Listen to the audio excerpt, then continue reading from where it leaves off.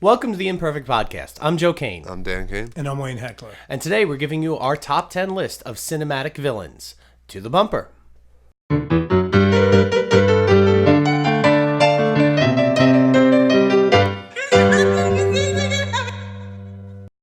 All right, so we're going to give our list of top 10 cinematic villains. Let's start right out. Let's get right into this. Who's our number 10 spot? Number 10, we have Cape Fear, Max Cody, who was played by Robert De Niro, but not originally. Who was the original one? Robert Mitchum. Robert Mitchum. Rob Mitchum. Okay. But the one that I always stands out to me is De Niro. Probably just because... Well, you're a huge De Niro fan. Yes, but he's just brutal in that. He's just evil. You know, he basically, he goes to jail, and his lawyer, who's played by Nick Nolte, Yes, Nick Nolte. Yeah.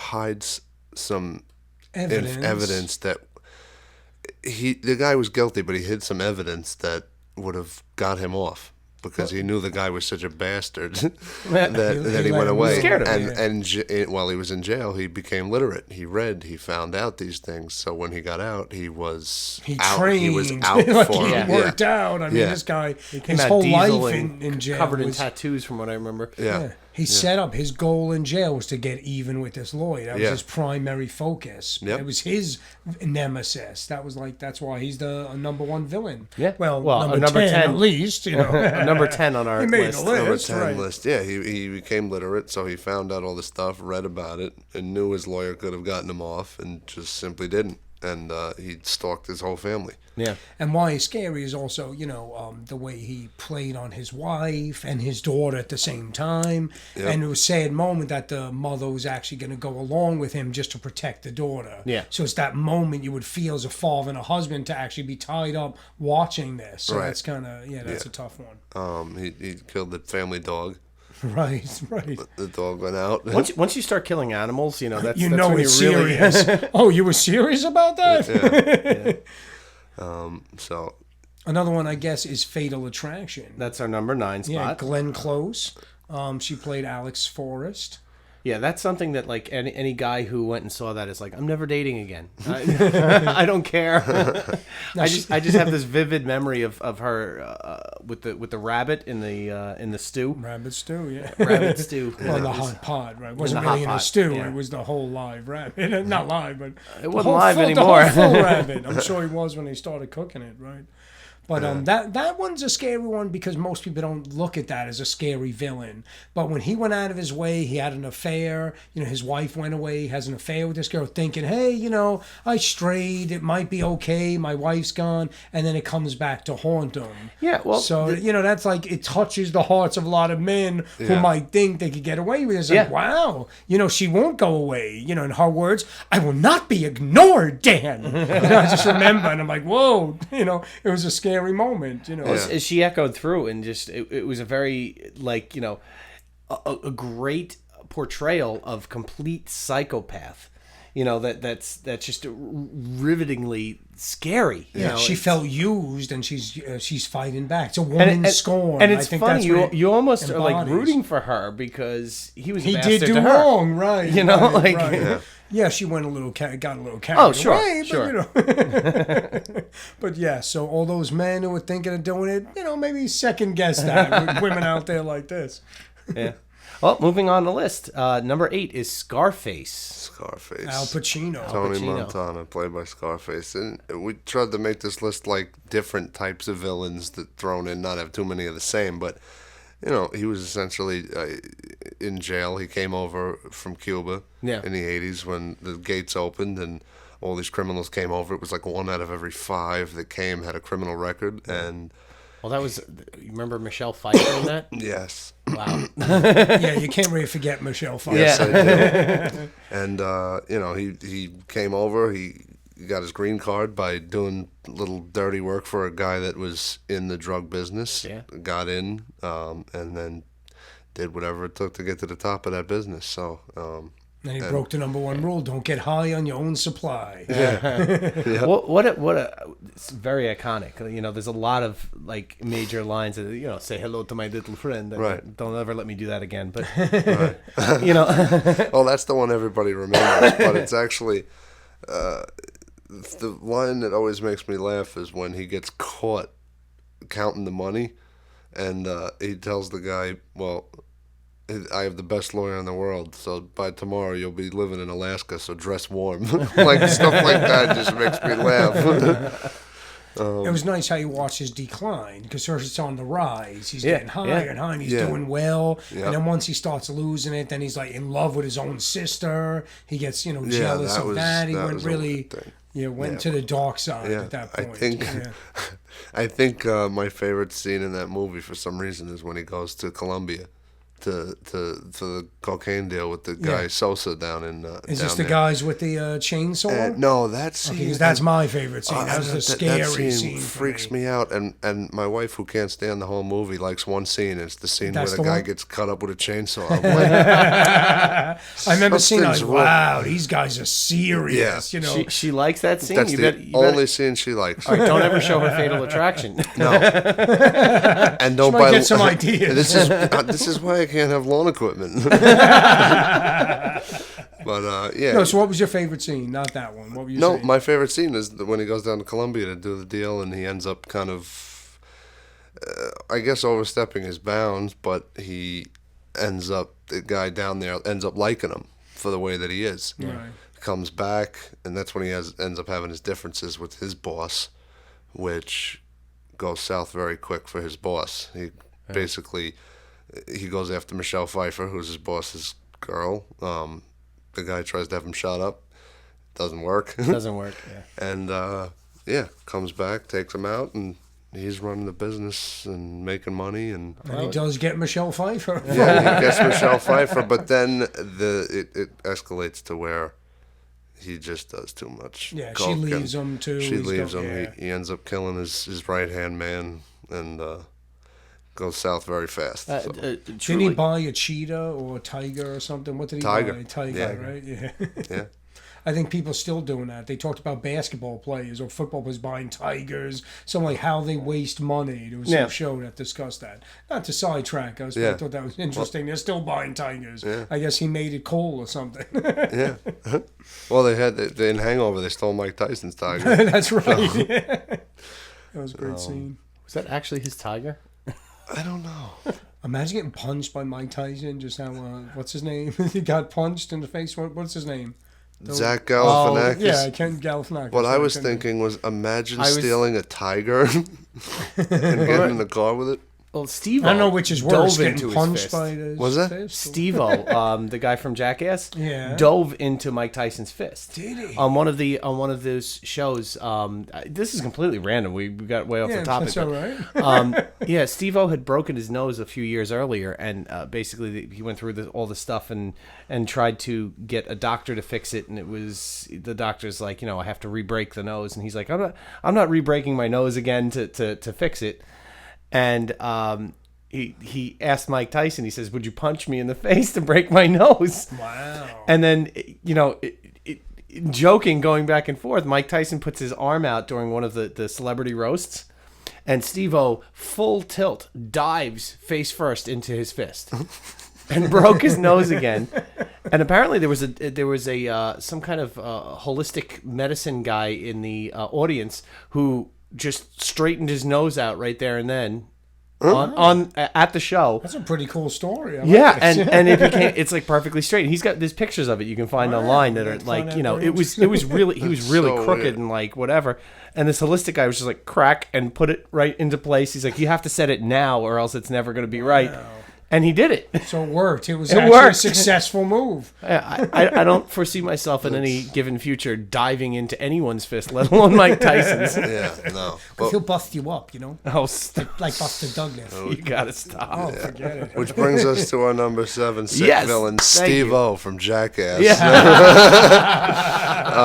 No, for number 7, the witch from Wizard of Oz. Excuse me. Very iconic. Yes. Yeah, I guess as a kid, very scary. It might be one of your first villains as a child. One of them, at least. It's funny because it's more of a child's villain. It's Yes. not we're not talking about a psychopath. We're not talking about someone that's like deep-seated issues or whatever. She's the witch. She's bad. Yeah. Now, Margaret Hamilton played the witch in that movie, and it's iconic. Yeah. I mean, we all look at that and you recognize it. That's the big thing about like some of these top 10 lists is it's recognizable. Yeah. You see someone with a green face, it's recognizable. Right. You know, it's And that was even a bigger deal. The attention was brought out because it starts off in black and white. Yeah. And then when she gets to Oz, everything is colorful. Even his witch's face is green. Yeah. It just made it stand out all the more. she got lit on fire on that set.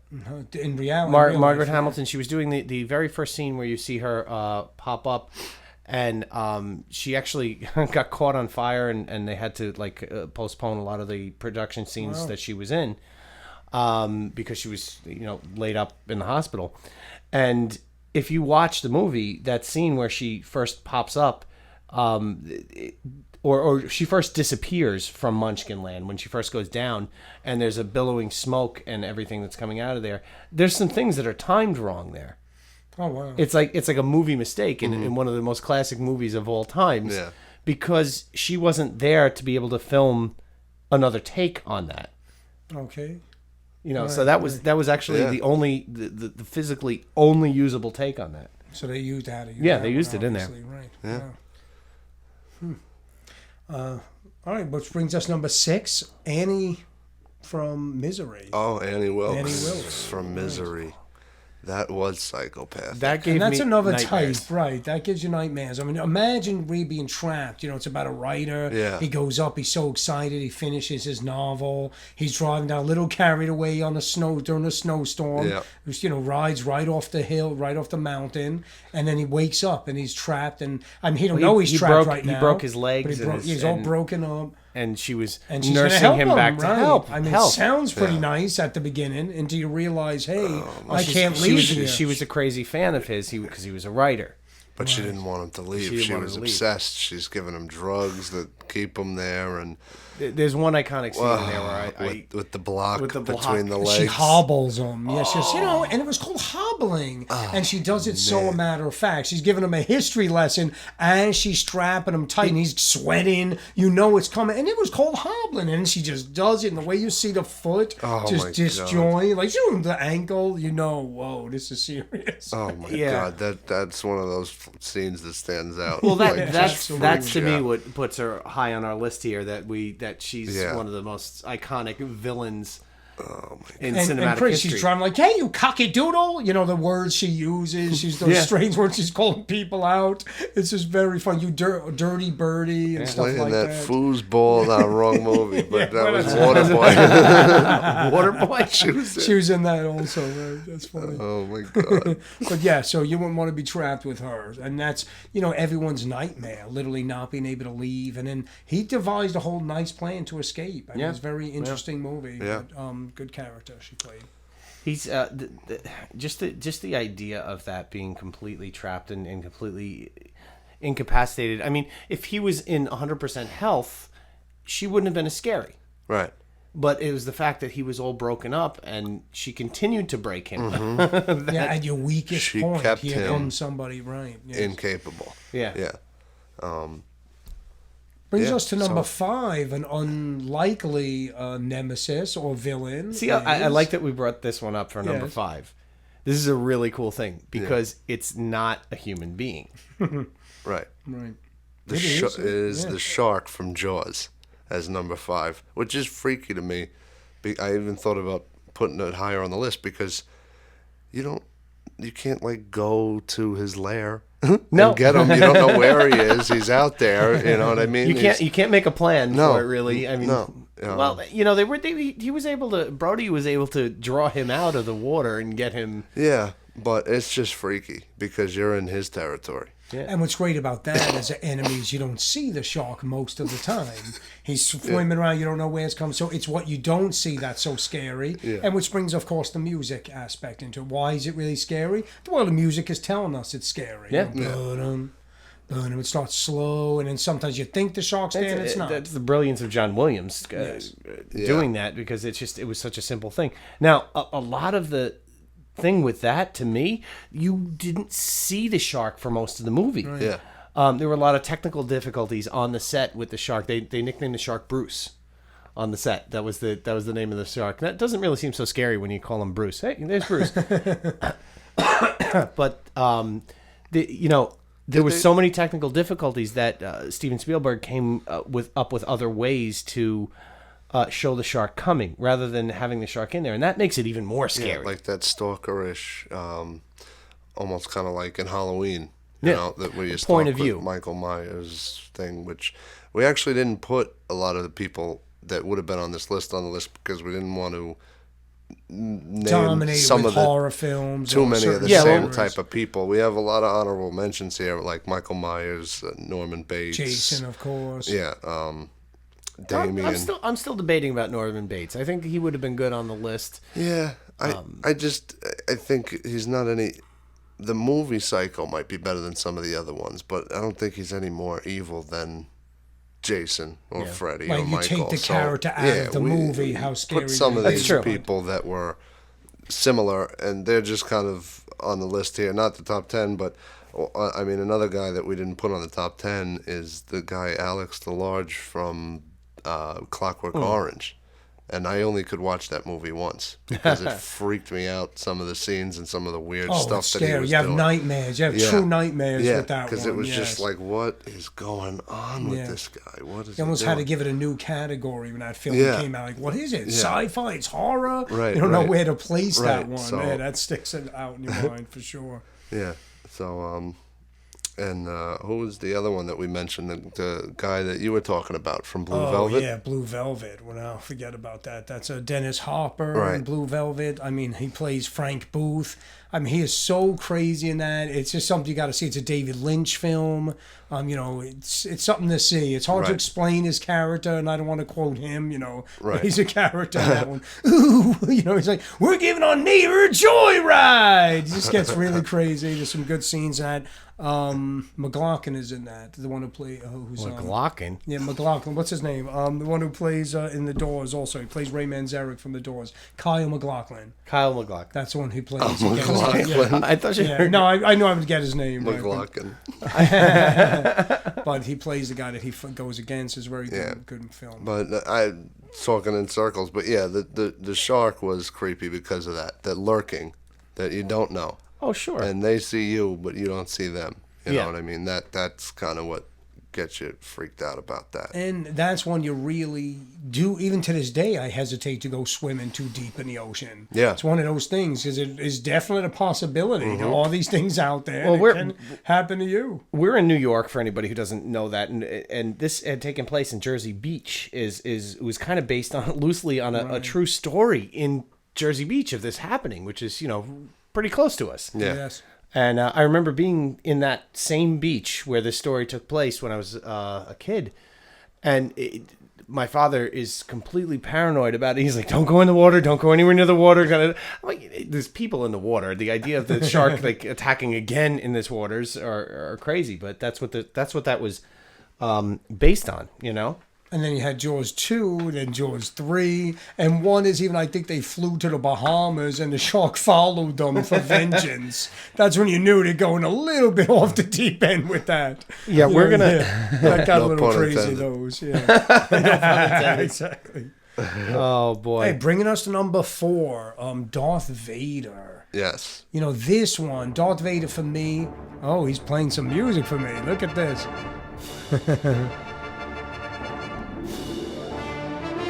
Now, where does this come from? It's the Revenge of the Sith. Now you got to play Well, that's not the Darth theme for Vader Darth Vader, theme. right? I don't know. What were you thinking? Darth Vader. Sith theme. was scary too, but Darth Vader came first. And I remember when he first made his appearance, of course. And an interesting note is when I saw Star Wars, I was one of the first group to see Star Wars. It was the premiere. Oh, yeah. It was in the Ziegfeld Theater in Manhattan. And this is how early it was. The whole orchestra was playing. Right. There was no soundtrack.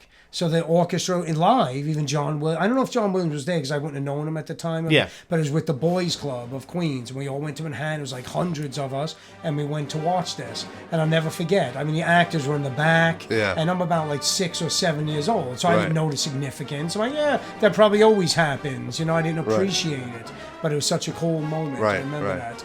Absolutely. Well, you got the song that goes with them. The music is great, and just the whole.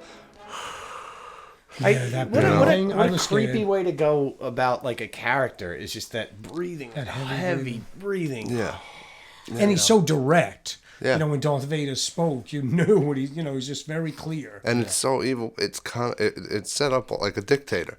You know, you have the army that's in front of him, and all listen to everything. He's lingering on every word he says, and they do what he says. That's it. And as James Earl Jones is the voice of Darth Vader, and he Yeah. had such a strong voice. How could you say no to Darth Vader? Yeah. He was also Mufasa in Lion King, but Couldn't say no to Can't either say of no them, to you know? Mufasa, yeah. Do what they say. That was like Sunday. That's horrible. Yeah, well, Darth Vader is just absolutely iconic. I mean, that it's the whole look, it's the whole thing. You know, as not a huge fan of the first three prequels, we'll say, to the originals, there was that moment when you saw that first time that Darth Vader had donned that black helmet. And it was like, wow. To me, the whole trilogy was one thing, and it was there, and it was kind of telling the backstory or whatever. But that's the only thing that made that trilogy good to me. was to fill in the blanks. the fill in the blanks, and that moment when you see him don the helmet for the first time. Yeah. And it's just that iconic thing. They had said when they were on set, and he eventually put on that mask, Right. that the whole crew and everybody was like, wow, like, you know. And sometimes it's hard to appreciate it, like when you now, like our days, when you look back to when it first came out, it's very unique. Now I think people are overwhelmed. There's so many different things. It's not the same. Right. But imagine watching Star Wars for the first time in that year before Yeah. anything like it existed. Oh, sure. So it's different kind of power, which, you know, is sad that you can't recapture that. But I think some of the But you know what? There'll be something else out there that'll That capture our appeal to other imagination. people. Something. And we'll go, I mean, and also even if you look at the episode 7, The Force Awakens, the Kylo Ren's whole biggest fear is that he won't be as powerful and respected as Darth Vader. Yeah. It's like a precedent that's set, right. and that's it. Yeah. He's it. You know what I mean? So it's something that's lasted for a while. That's true. Yeah. Well, we have yet to see where he's going to go with Yes. that. Whether he will be just as dark and evil. Although, I mean, just looking at his costume, it's almost a bite off of Darth Vader. It's like a simplified version of it. Yeah. You know, so it's something to think about. I'm curious where they're going to go with that, and how they're going to incorporate. And speaking of, we just actually saw the trailer for the. We just saw the trailer for Rogue One. Yeah. And it looks pretty good. Looks good. And tell me, that fills in. When does that take place? Is that it fills in a gap somewhere in the earlier? between the first or the well now? I think I want to say between episode 3 and 4, or between 4 and 5. So somebody can quote me on that. And, Okay. And you know, tweet us at HecklerCane Inc. and let us know what it is, because I don't remember offhand. Okay. But yeah, I mean it's some iconic stuff going on now. Yeah. So. And would the villain still be Darth Vader at that time period? At that time period, I believe be. so. I Okay. believe that would be Darth Vader. All right, so moving on. Number 3. is the Joker. And Now, any particular Joker? When you say the Joker, do you mean the character? well, you just associate with an actor? Well, we've been talking characters. primarily the Joker as Okay. its own thing. Obviously, you know, Heath Ledger and Jack Nicholson stand out to me. They both did a great job, but the Joker himself is what we're talking about. Well, there are so many people that have iconically portrayed the Joker. Yeah. You got the cartoon version of it with Mark Hamill. Mm-hmm. You have Cesar Romero. Cesar Romero. You have Heath Ledger. You have Jack Nicholson. These are all iconic portrayals of this. The character itself supersedes the limitations of the actor, I think. I think he's going to be continuing on to evolve and still be a cinematic villain. Yeah. For forever. Absolutely. I mean, Jared Leto is now getting a chance to do his version of it, and looking forward to that one too coming out. Yeah, So. Suicide Squad. But also, one thing that I always liked about Joker and the whole Batman Joker thing that was unique is the whole, you know, usually the villain, you think of a villain, you think of him as dark and mean look on his face. And that's not the case with Joker. He's a bright, colorful guy, smiling, laughing all the time, but he's as evil as any of them. You know, he just doesn't care, especially, you know, if you look at what's been made of him as of late in the last 6-7 years as somebody that has no reason to do what he's doing. You don't fully know his backstory. He just doesn't care and wants craziness. I think that's why a lot of children to this day are afraid of clowns. You know, even though it's supposed to be something fun, you look at a clown, it might be scary. Right? Innately, it's a freaky something thing. freaky about clowns. Yeah. I mean, you got the killer clowns from outer space. That's another. Those are some villains also. Pennywise. Pennywise that's why it freaked me out. Poltergeist. There was a doll, a ventriloquist. Ventriloquist? What was it? I couldn't even say that. A dummy, from ventriloquist, but it was a clown. But I was not. I think that was a part of my past when I was that ventriloquist. Ventriloquist. Can't even say the word. Look, I move my mouth all the time. I'm going to go as far as saying it was a marionette. It wasn't even. I know. It was a marionette puppet. But the Joker, yes, I think I agree. That's a real scary character. Yeah. Yeah. I mean, he's going to hurt you and he's going to make you laugh at the same time. Leaving a joke behind. There's no sense of self-preservation with him either. He doesn't. If he dies, he doesn't care. Right. There seems to be that, which when you don't have that, there's something so innate in all of us that we go, okay, well, we have to survive. Right. When you have nothing to lose. When you have become nothing a to scary lose, character. wow. That's You're right, that's you what don't makes care him if he dies. iconic. If he dies, he dies. Yeah. Which brings us to another one, Drago from. No, but they're If not he on our dies, list. He's not on the list, but Ivan He was- Drago, yeah. Ivan Drago. Him. Mr. T was also great villains Yeah. from the Rocky series. Yeah. But they didn't make our list. But Yeah. I couldn't hold back. Thanks for teasing everybody with it. Yeah. All right, number 2. We had some debate on this one, whether to put this as our number 1 or number 2. And the camp is kind of split, but I think it won out as number 2. An iconic figure, Dracula. Yeah. And the thing about Dracula is he does go back. He's been in existence, 100 years in books. I mean, this is a character that continues. Bram Stoker wrote the character a long time ago. I'm not going to give an exact date because it was a long time ago. Right. And you could think of all different actors, Bela Lugosi. I mean, there's so many different ones that play Dracula, but it's actually the Dracula character himself that you think of. Right. And it was the black and white. There was some black and white Dracula. Well, that was real scary. I don't know the actor, but he had different pointy ears. I remember the way he leaned out of the coffin, like totally just straight, like his knees straight. And I never forget that scene. And that was when it was black and white, which added to the scariness of it. Well, sometimes. even the very first vampire film was Nosferatu.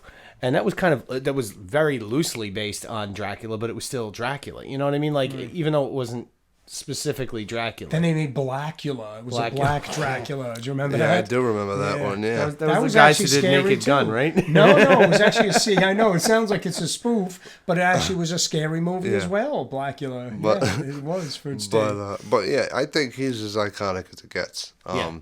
I mean, how long he's been around, just all the stuff that goes along with the stories, the fact that he's supposed to be like this demon character. To me, that's as evil as it gets, is Dracula. Well, there's also the drawback too to what was this was based on something that people came up with. They always said that it was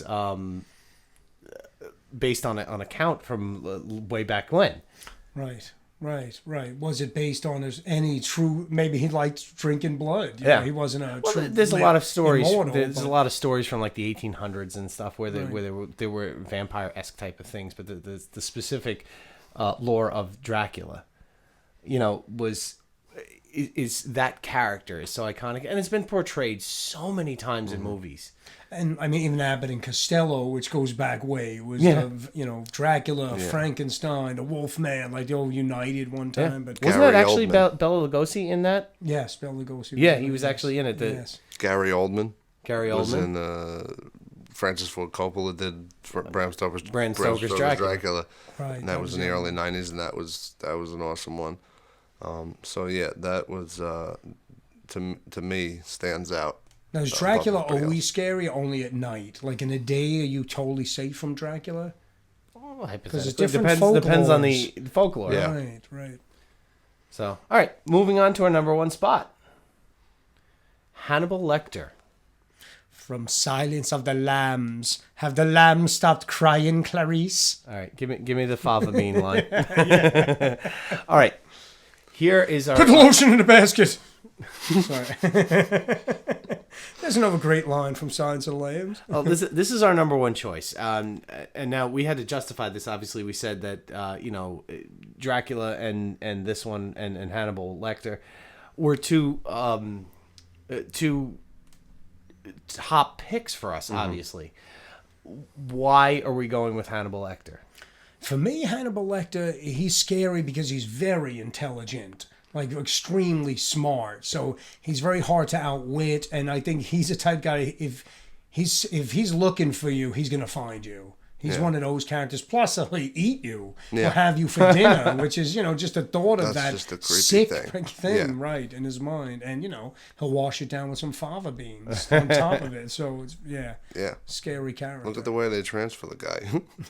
Wrapped up with a mask on. I mean, there's something wrong with that guy. And he plays psychological games. Yeah. He makes the other guy kill himself, multiple MIGs. Yeah. He makes him kill himself in his cell next door. Yeah. Right. And again, this is another one that's been played by multiple people. It's on there's the new TV series that's on right now, I believe, or maybe it just ended the run.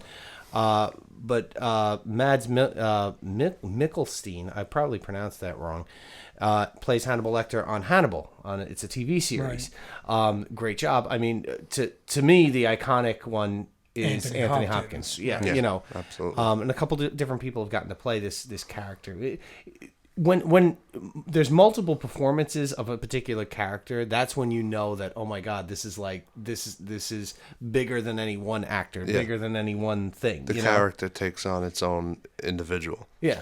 It's funny. I think when I went to Atlantic City, actually, they have those cots. I had to bring an extra cot when I was staying there, and has the straps. Right. So I leaned against it like this, and they strapped me in, and they made me look like I was Hannibal Lecter. There's a picture floating around, so check out that picture somewhere posted online of Wayne as Hannibal Lecter. Hannibal Heckler. Hannibal Heckler. Well, on that note, all right. Well, thank you for tuning in and listening to us. We are the Imperfect Podcast. If you want to hit us up with any questions or comments on the video, you can either do it in the comment section, or you can hit us directly at Twitter, and we'll get right back to you at Heckler Kane Inc. Heckler and Kane Inc. That's our names, So, thank you very much for tuning in. Good night.